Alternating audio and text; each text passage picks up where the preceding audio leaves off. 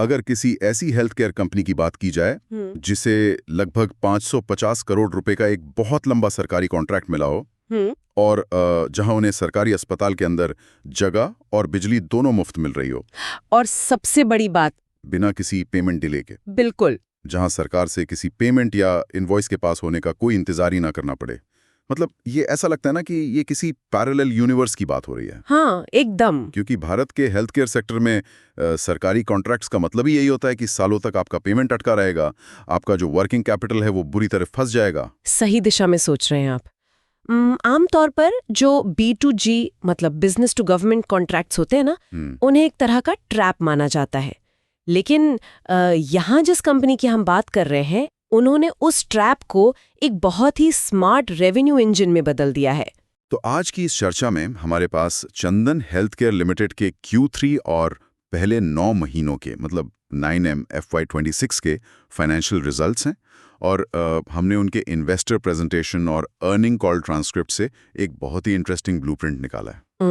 बहुत ही solid data है इस पर। बाहर से देखने पर शायद ये सिर्फ एक और रीजनल डायग्नोस्टिक कंपनी लगे, लेकिन इन नंबर्स के अंदर ना एक ऐसी एग्रेसिव नेशनल एक्सपेंशन स्ट्रैटेजी छुपी है जो सीधे इंडस्ट्री के बड़े दिग्गजों को चैलेंज कर रही है। बिल्कुल। तो हमारा आज का मकसद ये समझना है कि एक रीजनल प्लेयर आखिर इतने बड़े लेवल पर स्केल कैसे कर रहा है और इनका बिजनेस मॉडल कैसे काम करता है और इससे हमें भारत के इस बदलते हेल्थ केयर सेक्टर के बारे में क्या अहम बातें सीखने को मिलती हैं। और मैं यहाँ ऐड करना चाहूंगी कि इस पूरे सोर्स मटेरियल में जो सबसे ध्यान खींचने वाला पहलू है वो ये है कि कंपनी का जो सरफेस लेवल डेटा है ना, और उनका जो अंडरलाइंग ऑपरेशनल डेटा है, वो दोनों अलग अलग कहानियां बता रहे हैं। अच्छा।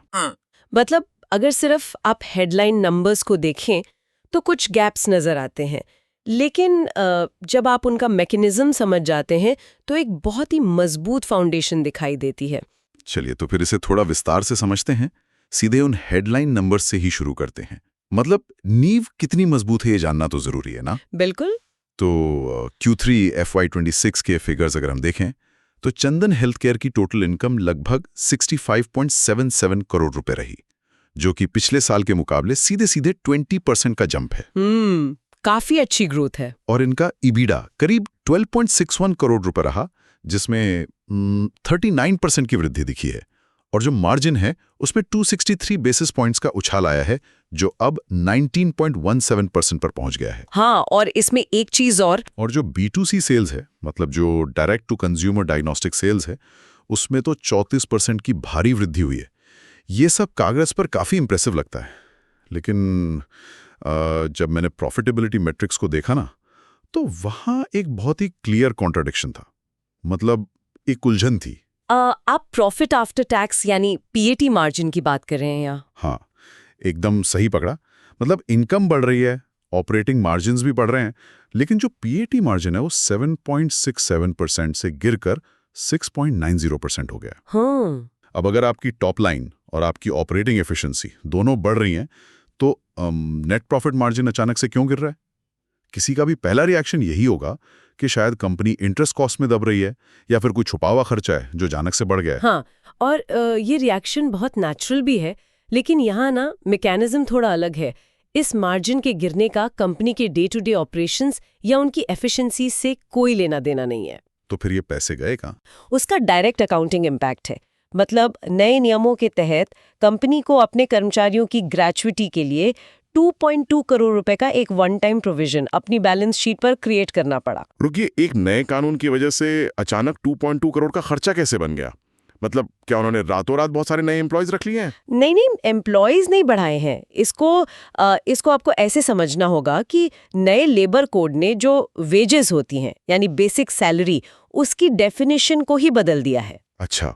पहले क्या होता था कि ग्रेच्युटी सिर्फ एक छोटे से बेसिक पे कंपोनेंट पर कैलकुलेट होती थी। अब नए कानून के मुताबिक सैलरी के और भी कई भत्तों को या अलाउंसेस को बेसिक वेज का हिस्सा मानना पड़ता है। ओह, तो बेस ही बढ़ गया। बिल्कुल, और इस वजह से पुराने और नए सभी कर्मचारियों के लिए कंपनी की जो लायबिलिटी है वो अचानक से मैथमेटिकल टर्म्स में बढ़ गई। और हमारे अकाउंटिंग स्टैंडर्ड्स के हिसाब से उस फ्यूचर लायबिलिटी का जो प्रोविजन है वो आज ही आपको बैलेंस शीट पर दिखाना पड़ता है। तो ये बस एक एक्सेप्शनल नॉन कैश आइटम है। हो, तो मतलब ये पैसा असल में किसी डेली बिजनेस लॉस में नहीं गया है। बिल्कुल नहीं। ये बस पेपर पर एक कंप्लायंस रिक्वायरमेंट है जो फ्यूचर की सेफ्टी के लिए रिकॉर्ड की गई है। तो अगर हम इस 2.2 करोड़ के वन टाइम एक्सपेंस को पिक्चर से हटा दें तो कंपनी का जो असली मुनाफा है वो तो पिछले साल से भी बेहतर परफॉर्म कर रहा होगा। एकदम सही। और ये एक बहुत बड़ा डिस्टिंक्शन है जो इन्वेस्टर्स को समझना चाहिए। लोग अक्सर बस नेट प्रॉफिट देखते हैं और घबरा जाते हैं, जबकि जो कोर बिजनेस है वो पूरी तरह से हेल्दी हो सकता है। हाँ, और उस हेल्थ का सबसे बड़ा सबूत तो मुझे उनकी एक्सपेंशन प्लान्स में दिखता है। हाँ, क्योंकि एक स्ट्रगलिंग कंपनी कभी भी आगे बढ़ने का इतना बड़ा रिस्क नहीं लेती। लेकिन चंदन हेल्थ केयर ने अगले 3 सालों के लिए एक बहुत ही अग्रेसिव, बहुत ही महत्वाकांक्षी ब्लूप्रिंट सामने रखा है। हाँ, उनके एक्सपेंशन टारगेट्स काफी बड़े हैं। मतलब 17 राज्यों में 100 नई लैब्स और लगभग 1000 नए फ्रेंचाइजी कलेक्शन पॉइंट्स। सच बताऊं तो ये नंबर्स पढ़कर ना मैं थोड़ा स्केप्टिकल था। शंका होना लाजमी है। क्योंकि इतना बड़ा फिजिकल इंफ्रास्ट्रक्चर खड़ा करने में बहुत ज़्यादा कस्टमर एक्विजिशन कॉस्ट आती है। आप एक नई लैब खोलते हैं तो पहले दिन से ही टेस्ट्स आने तो शुरू नहीं हो जाते ना। बिल्कुल नहीं, उसमें टाइम लगता है। लेकिन फिर डेटा में जीना सीखो लाइफ केयर के साथ उनकी 5 साल की एक्सक्लूसिव पार्टनरशिप का जिक्र आया, और तब मुझे लगा कि बॉस, ये पार्टनरशिप शायद इस पूरे एक्सपेंशन का सबसे बड़ा सेफ्टी नेट है। और यहाँ जो सबसे दिलचस्प बात है ना, वो ये है कि इस पार्टनरशिप का आर्किटेक्चर वाकई समझने लायक है। जब कोई नॉर्मल लैब खुलती है तो उसे डॉक्टर्स के पास जाना पड़ता है, मार्केटिंग करनी पड़ती है, अपना ब्रांड बिल्ड करना पड़ता है। हाँ, पर्चे छपवाने पड़ते हैं। बिल्कुल। लेकिन जीना सीखो के साथ टाई अप करने का मतलब है कि चंदन हेल्थ केयर को एक कैप्टिव ऑडियंस मिल गई है, मतलब एक बना बनाया कस्टमर बेस। क्योंकि जीना सीखो जो है वो आयुर्वेदिक और वेलनेस हॉस्पिटल्स की एक पूरी चेन चलाता है। अब उनके हॉस्पिटल्स में जो भी पेशेंट एडमिट होता है या ओपीडी में आता है, अगर उसे किसी भी डायग्नोस्टिक टेस्ट की जरूरत होती है तो वो सीधा चंदन हेल्थ केयर के पास जाएगा। एकदम सही, वो डिफॉल्ट रूप से चंदन हेल्थ केयर के पास ही आता है। तो इसका मतलब तो ये हुआ कि उनकी मार्केटिंग कॉस्ट उस स्पेसिफिक वॉल्यूम के लिए लगभग 0 हो गई। हाँ, 0। अर्निंग कॉल में ये भी बताया गया था कि इस पार्टनरशिप से करंटली, मतलब अभी हर दिन 2.5 से 3 लाख रुपए का रेवेन्यू आ रहा है। और जो सबसे हैरान करने वाली डिटेल थी वो ये कि अभी तक जीना सीखो के नेटवर्क का सिर्फ 25 से 30% हिस्सा ही कवर हुआ है। तो सोचिए आगे क्या होगा। वही तो। जैसे जैसे रोल आउट बढ़ेगा, ये जो डेली रेवेन्यू है ये नेचुरली स्केल करेगा। लेकिन फिर वही सवाल वापस आता है। कौन सा? फंडिंग का। मतलब 100 लैब्स बनानी है, रियल एस्टेट चाहिए, नई एडवांस मशीनें चाहिए, इन सब के लिए इतना पैसा आ कहां से रहा है? कैपिटल इंटेंसिव इंडस्ट्री में इतना बड़ा छलांग लगाने के लिए सॉलिड फंड्स चाहिए ना। हाँ, और इसके लिए कंपनी ने इक्विटी वारंट्स के जरिए 104.13 करोड़ रुपए का फंड रेज किया है। अच्छा। करीब 44 लाख वारंट्स इशू किए गए हैं, वो भी 234 रुपए प्रति वारंट के रेट पर। अब वारंट का मतलब ये होता है कि इन्वेस्टर्स के पास एक फ्यूचर डेट पर शेयर खरीदने का राइट होता है। कि इन्वेस्टर्स को मैनेजमेंट के लॉन्ग टर्म विजन पर पूरा भरोसा है। हाँ, ये तो है। मैंने पढ़ा कि इस 104 करोड़ में से 44.50 करोड़ रुपए तो उन्होंने नई लैब्स और सेंटर सेटअप करने के लिए अलग रखे हैं। लेकिन जो फिगर मुझे सबसे ज्यादा इंटरेस्टिंग लगा वो है 50 करोड़ रुपए का एलोकेशन। हाँ, एक्विजिशंस के लिए। जी, ये पूरा 50 करोड़ सिर्फ दूसरी कंपनियों को एक्वायर करने के लिए रखा गया है। इसका मतलब साफ है कि इनका गेम प्लान सिर्फ ऑर्गेनिक तरीके से ग्रो करने का नहीं है, ये शॉर्टकट भी लेंगे। देखिए, शॉर्टकट कहना शायद सही ना हो, पर भारत का जो डायग्नोस्टिक मार्केट है ना, वो बहुत ही फ्रैगमेंटेड है, मतलब बहुत बिखरा हुआ है। आप देखेंगे कि हर गली नुक्कड़ पर छोटी छोटी मॉम एंड पॉप लैब्स खुली हुई हैं, जिनकी अपनी एक लिमिटेड लोकल रीच होती है।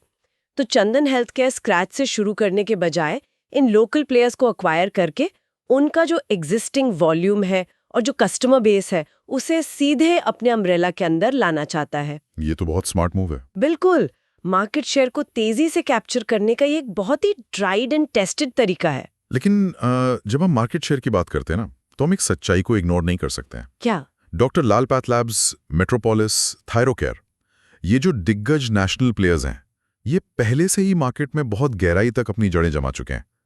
एक रीजनल खिलाड़ी इन जायंट्स का सामना नेशनल लेवल पर आखिर कैसे करेगा?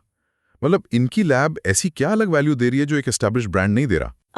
इसका जवाब ना आपको उनके नेटवर्क आर्किटेक्चर और उनकी जो टारगेट ज्योग्राफी है उसमें मिलेगा। अच्छा, कैसे? अगर आप बड़ी नेशनल डायग्नोस्टिक कंपनियों के मॉडल को देखें तो वो primarily franchise based B2B model पर काम करती हैं। मतलब वो छोटे छोटे 200 से 300 स्क्वायर फीट के कलेक्शन सेंटर्स खोलते हैं जो सिर्फ ब्लड सैंपल्स कलेक्ट करते हैं। हाँ, और फिर उन्हें प्रोसेस करने के लिए किसी बड़ी सेंट्रल लैब में भेज देते हैं। बिल्कुल। इसमें उनका अपना कैपेक्स यानी कैपिटल एक्सपेंडिचर तो कम होता है, लेकिन जो यूनिट इकोनॉमिक्स है वो थोड़ी कॉम्प्लेक्स हो जाती है। हाँ, क्योंकि उस छोटे कलेक्शन सेंटर को चलाने वाले फ्रेंचाइजी को भी तो एक अच्छा खासा कमीशन या मार्जिन देना पड़ता है ना। एकदम सही। तो यहीं पर एक बहुत ही शानदार एनालॉजी दिमाग में आती है। मतलब बाकी बड़ी कंपनियां छोटे छोटे रिटेल कलेक्शन काउंटर्स चला रही हैं, जबकि चंदन हेल्थ केयर हर शहर में अपना एक पूरा हेल्थ केयर सुपरमार्केट खोल रहा है। हेल्थ केयर सुपरमार्केट, ये टर्म बहुत सही है। उनके डॉक्यूमेंट्स में इसके लिए कॉम्प्रिहेंसिव सेंटर्स का जिक्र किया गया है। और ये सेंटर्स छोटे नहीं होते, ये 8,000 से 9,000 स्क्वायर फीट के होते हैं। हाँ, और यही कॉम्प्रिहेंसिव सेंटर मॉडल ही उनकी सबसे बड़ी मोट है, मतलब उनका कॉम्पिटिटिव एडवांटेज है। यहाँ सिर्फ पैथोलॉजी का काम नहीं होता। अगर आप इनका रेवेन्यू मिक्स देखें तो 75% पैथोलॉजी से आता है और 25% रेडियोलॉजी से। रेडियोलॉजी मतलब MRI, CT स्कैन, एक्सरे, ये सब कुछ एक ही छत के नीचे अवेलेबल होता है। आमतौर पर क्या होता है कि एक डॉक्टर पेशेंट को 2 अलग-अलग जगह भेजता है, ब्लड टेस्ट के लिए एक लैब में और स्कैन के लिए किसी दूसरे इमेजिंग सेंटर में। हाँ, जो कि बहुत फ्रस्ट्रेटिंग होता है। बिल्कुल। तो जब एक ही सेंटर पर आपको सब कुछ मिल जाता है तो पेशेंट की कन्वीनियंस ड्रास्टिकली बढ़ जाती है। और मुझे लगता है कन्वीनियंस के साथ साथ उनके अपने मार्जिन्स भी मैक्सिमाइज होते हैं, क्योंकि कस्टमर सीधे कंपनी के सेंटर पर चल के आ रहा है, किसी फ्रेंचाइजी कलेक्शन पॉइंट पर नहीं। तो वो जो बीच का कमीशन था वो बच गया। हाँ, वो कट जाता है। मैंने डेटा में देखा कि उनका जो B2C बिजनेस है उसमें EBITDA मार्जिन 35 से 40% तक रहता है, जो को बहुत हाई है। बहुत ज्यादा। ये पूरे डायग्नोस्टिक इंडस्ट्री में एक तरह का प्रीमियम मार्जिन बेंचमार्क है। उनका 40% बिजनेस कॉर्पोरेट क्लाइंट से आता है, जैसे बैंक, इंश्योरेंस कंपनीज या CGHS। 50% बिजनेस डॉक्टर्स के रेफरल से आता है और 10% वो हैं जो खुद से चलकर आते हैं, मतलब सेल्फ वॉक-इन्स। लेकिन मुझे इसमें एक बड़ा रिस्क नजर आता है। वो क्या? देखिए, इतने बड़े बड़े 9,000 स्क्वायर फीट के सेंटर्स अगर आप दिल्ली या मुंबई जैसे शहरों में खोलेंगे तो वहां की रियल एस्टेट कॉस्ट ही आपका सारा प्रॉफिट खा जाएगी। रेंट ही इतना होगा कि मार्जिन बचेगा ही नहीं। हाँ, और यहीं पर उनकी स्ट्रैटेजी का अगला हिस्सा आता है। उनका फोकस Tier 1 मेट्रो शहरों पर है ही नहीं। अच्छा, जी, उनका सारा ध्यान Tier 2, Tier 3 और Tier 4 शहरों पर है।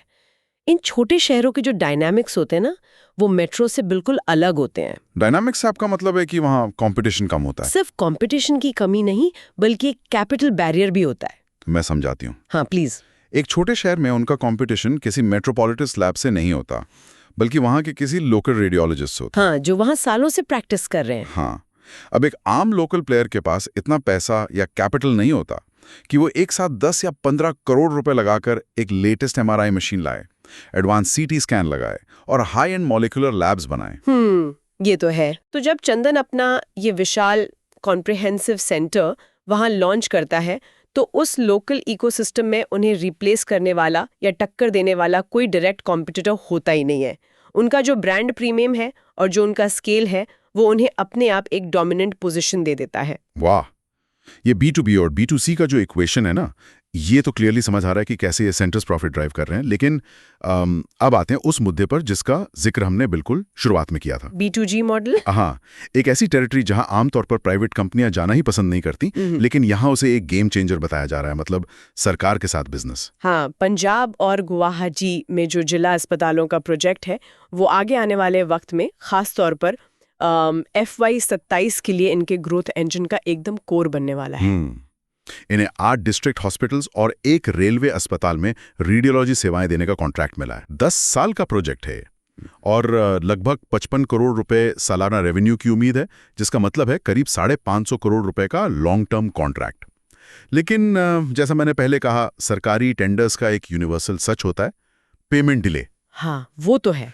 बड़ी से बड़ी कंपनियां सरकारी डिपार्टमेंट्स के चक्कर काट काट कर थक जाती हैं, उनके बिल्स पास नहीं होते और वर्किंग कैपिटल नेगेटिव में चला जाता है। अर्निंग कॉल्स में भी तो कई सवाल पूछे गए थे ना कि आखिर इस कैपिटल ट्रैप से ये कंपनी कैसे बचेगी? उसका जवाब ना इस टेंडर के बेसिक स्ट्रक्चर में ही छुपा हुआ है। ये कोई आम प्रोक्योरमेंट या सर्विस कॉन्ट्रैक्ट नहीं है। ये एक पीपीपी मॉडल है जिसका कैश फ्लो मैकेनिज्म बहुत ही स्पेसिफिकली डिजाइन किया गया है। कैसे? इसमें कंपनी को सरकार को कोई बिल रेज ही नहीं करना है। मतलब जो इनवॉइस है वो हेल्थ मिनिस्ट्री के पास जाएगा ही नहीं। तो फिर पेमेंट की गारंटी कहाँ से आ रही है भाई? पैसा कौन दे रहा है? ये इलेक्ट्रिसिटी प्रोवाइड करेगी। चंदन हेल्थ केयर वहां अपनी एमआरआई और सीटी स्कैन मशीनें इंस्टॉल करेगा और अपनी एक स्किल्ड टेक्निकल टीम वहां डिप्लॉय करेगा। अब जब सरकारी अस्पताल का कोई मरीज स्कैन के लिए आएगा तो वो सरकार द्वारा तय किए गए एक डिस्काउंटेड टैरिफ पर डायरेक्टली नकद यानी कैश पेमेंट करेगा। क्या बात कर रहे हैं? हाँ, पैसा सीधे पेशेंट की जेब से निकलकर कंपनी के काउंटर पर आएगा। सरकार बीच में है ही नहीं। ओहो, ये तो वाकई में एक fail proof working capital model बन जाता है। बिल्कुल। मतलब सरकारी अस्पतालों में फुटफॉल की तो कोई कमी होती नहीं है, तो आपका वॉल्यूम गारंटीड है। बिल्कुल। और सरकार फ्री में इंफ्रास्ट्रक्चर और बिजली दे रही है, जिसकी वजह से आपकी ऑपरेटिंग कॉस्ट ड्रास्टिकली कम हो जाती है। एकदम सही। और सबसे बड़ी बात, क्योंकि ट्रांजैक्शन सीधे कैश में या डिजिटल पेमेंट में मरीज से हो रहा है, तो जो रिसीवेबल्स का वेटिंग पीरियड होता है वो तो वर्चुअली जीरो हो गया। मतलब हर दिन टेस्ट होंगे, हर दिन गले में कैश आएगा। एग्जैक्टली। और इसका फाइनेंशियल स्केल समझना बहुत जरूरी है। जब 55.5 करोड़ रुपए का कैश फ्लो इस तरह सीधे उनके पीएनएल में हिट करेगा, जहां इंटरेस्ट कॉस्ट कम हो और मार्जिन हाई हो, तो कंपनी की जो ओवरऑल बैलेंस शीट है वो एक अलग ही ट्रैजेक्टरी पे चली जाएगी। मैनेजमेंट इसको इसी वजह से FY27 के लिए गेम चेंजर कह रहा है। सही कह रहे हैं वो। तो अब तक हमने जो भी देखा, मतलब नए कॉम्प्रिहेंसिव सेंटर्स, जीना सीखो के साथ पार्टनरशिप और ये सरकारी डायरेक्ट कैश कॉन्ट्रैक्ट्स, ये सब तो उनके आज के ऑपरेशंस को मजबूत कर रहे हैं। लेकिन किसी भी हेल्थ केयर कंपनी का जो लॉन्ग टर्म सर्वाइवल है वो इस बात पर निर्भर करता है कि वो मेडिकल साइंस के फ्यूचर के लिए कितनी तैयार है। बिल्कुल, भविष्य की तैयारी जरूरी है। और जब मैंने इन सोर्सेस को गहराई से रिव्यू किया तो मुझे इनका जो टेक्नोलॉजी और क्वालिटी एश्योरेंस पर फोकस है वो काफी थॉट प्रोवोकिंग लगा। हाँ, क्योंकि मैनेजमेंट अपनी विजन को लेकर बहुत ही क्लियर है कि हेल्थ केयर का जो फ्यूचर है और जो मैक्सिमम ग्रोथ है वो 3 चीजों में सेंटर्ड है: कैंसर, IVF और जेनेटिक लैब्स।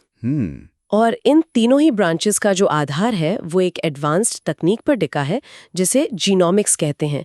इसी को एड्रेस करने के लिए चंदन हेल्थ केयर लखनऊ में एक फुल्ली डेडिकेटेड, बहुत ही एडवांस्ड जीनोम लैब सेटअप कर रहा है, जहां वो होल जीनोम सीक्वेंसिंग करेंगे। हाँ, होल जीनोम सीक्वेंसिंग और एडवांस मॉलिक्यूलर डायग्नोस्टिक्स। और यहीं पर मुझे ना एक बड़ा अजीब सा कॉन्ट्रडिक्शन देखने को मिला। कैसा कॉन्ट्रडिक्शन? मतलब एक तरफ तो वो सरकारी अस्पतालों में एक low cost high volume model चला रहे हैं, लेकिन मॉलिक्यूलर डायग्नोस्टिक्स के मामले में उन्होंने कॉस्ट कटिंग को पूरी तरह से रिजेक्ट कर दिया है। अच्छा, आप उन PCR मशीन्स की बात कर रहे हैं? हाँ। अर्निंग कॉल ट्रांसक्रिप्ट में एक बहुत लंबा डिस्कशन था ये ओपन PCR और क्लोज्ड PCR मशीन्स को लेके। मुझे पढ़कर पता चला कि उन्होंने तय किया है कि वो सस्ती ओपन PCR मशीन्स इस्तेमाल नहीं करेंगे, बल्कि रोशे या एबर्ट जैसी ग्लोबल कंपनियों की हाई एंड क्लोज्ड PCR मशीनें इंपोर्ट करके लगाएंगे, जबकि इनका ऑपरेशनल खर्चा बहुत ज्यादा है। ऐसा क्यों? इस टेक्निकल चीज को थोड़ा समझना होगा। जो ओपन PCR सिस्टम्स होते हैं ना, वो रिलेटिवली सस्ते होते हैं और इनकी रनिंग कॉस्ट भी कम होती है। लेकिन इस प्रोसेस में जो लैब टेक्नीशियंस होते हैं, उन्हें सैंपल को अलग अलग ट्यूब्स और मशीन्स के बीच मैनुअली ट्रांसफर करना पड़ता है। हाँ? हाथों से। हाँ। और हर ट्रांसफर के साथ हवा या किसी दूसरे सैंपल से कंटैमिनेशन, मतलब मिलावट या इन्फेक्शन का एक बहुत छोटा सा रिस्क पैदा होता है। ओह, समझ गया। वहीं दूसरी तरफ जो क्लोज्ड PCR सिस्टम्स होते हैं वो एक fully automated sealed cartridge based black box की तरह होते हैं। मतलब सैंपल एक बार अंदर गया तो बिना किसी ह्यूमन इंटरवेंशन के डायरेक्टली रिजल्ट बाहर आता है। तो मतलब कोई कंटैमिनेशन नहीं? बिल्कुल, इसमें कंटैमिनेशन का रिस्क एकदम 0 होता है। लेकिन इस एक्यूरेसी की जो कीमत है वो बहुत बड़ी है बॉस। डेटा में साफ बताया गया है कि अगर कस्टमर के लिए कोई स्पेसिफिक हाई एंड टेस्ट 25,000 रुपए का है तो क्लोज्ड PCR पर कंपनी की खुद की कॉस्ट 12,000 रुपए तक आती है। हाँ, कॉस्ट बहुत ज्यादा है। मतलब आपके ऑपरेटिंग मार्जिन में एक बहुत बड़ा डेंट। एक ओपन PCR पर शायद ये मार्जिन डबल हो सकता था, फिर भी वो इस शॉर्ट टर्म प्रॉफिट को इग्नोर कर रहे हैं। क्योंकि यहाँ लॉन्ग टर्म ब्रांड बिल्डिंग और मेडिकल इंटेग्रिटी का सवाल है। देखिए, कैंसर डायग्नोसिस या आईवीएफ ट्रीटमेंट्स ऐसे सेंसिटिव एरियाज हैं जहां एक छोटी सी भी कंटैमिनेशन या इनएक्यूरेसी किसी इंसान की पूरी जिंदगी बदल सकती है। ये तो है। एक फॉल्स पॉजिटिव या फॉल्स नेगेटिव रिपोर्ट ना सिर्फ मरीज के लिए खराब हो सकती है, बल्कि डॉक्टर्स भी उस लैब पर से पूरी तरह भरोसा उठा लेते हैं। रेपुटेशन खराब हो जाती है। बिल्कुल। चंदन हेल्थ केयर का जो मैनेजमेंट है वो ये बात बहुत अच्छे से जानता है कि जो सुपर स्पेशलिस्ट डॉक्टर्स होते हैं ना, वो सिर्फ उन्हीं लैब्स को पेशेंट्स रेफर करते हैं जहां प्रिसिजन मतलब सटीकता से कोई समझौता ना हो। क्वालिटी उनके लिए बस एक खर्चा नहीं है, बल्कि उनकी कोर सर्वाइवल स्ट्रैटेजी का हिस्सा है। सही कहा। और ये एस्पेक्ट ना इस पूरे डीप डाइव को एकदम अलग पर्सपेक्टिव देता है। आमतौर पर होल जीनोम सीक्वेंसिंग या एडवांस कैंसर मॉलिक्यूलर टेस्टिंग जैसी जो सुविधाएं हैं, वो सिर्फ बड़े मेट्रो शहरों के जो प्रीमियम कॉर्पोरेट हॉस्पिटल्स होते हैं वहीं तक सीमित रहती हैं। हाँ, छोटे शहरों में ये सब नहीं मिलता। एक आम टियर 3 शहर के इंसान के लिए वहां तक ट्रैवल करना, वहां रुकना और इलाज करवाना बहुत मुश्किल होता है। लेकिन यहाँ एक रीजनल प्लेयर इन एडवांस्ड तकनीकों को उनके शहर में, उनके घर के पास ला रहा है। ये बिजनेस एक्सपेंशन तो है ही, लेकिन मुझे लगता है ग्राउंड लेवल पर हेल्थ केयर एक्सेस का एक बहुत बड़ा शिफ्ट भी है। एकदम सही। और अगर हम इन सारे डेटा पॉइंट्स को एक साथ जोड़कर एक फाइनल निष्कर्ष निकालें, तो चंदन हेल्थ केयर की कहानी सिर्फ इतनी नहीं है कि ये कंपनी नई लैब्स खोल रही है। इनका मॉडल इस बारे में है कि कैसे एक बिखरे हुए हाईली फ्रैगमेंटेड मार्केट में कॉम्प्रिहेंसिव सेंटर्स के जरिए एक ही छत के नीचे सारी सुविधाएं दी जाएं। बिल्कुल। सरकारी डायरेक्ट कैश कॉन्ट्रैक्ट से अपने वर्किंग कैपिटल को सेव किया जाए, और टियर 2, टियर 3 शहरों में ऐसी high and precision medical technology launch की जाए जिसे जो बड़े एस्टैब्लिश्ड नेशनल प्लेयर्स थे वो वहां अभी तक वायबल नहीं मानते थे। ये पूरा का पूरा एक इंटीग्रेटेड इकोसिस्टम बनाने की कोशिश है। सच में जिन फाइनेंशियल नंबर्स और मार्जिन्स को देखकर आमतौर पर बोरियत महसूस होती है ना, उनके पीछे एक ऐसी एग्रेसिव और वेल कैलिब्रेटेड मशीन काम कर रही होती है।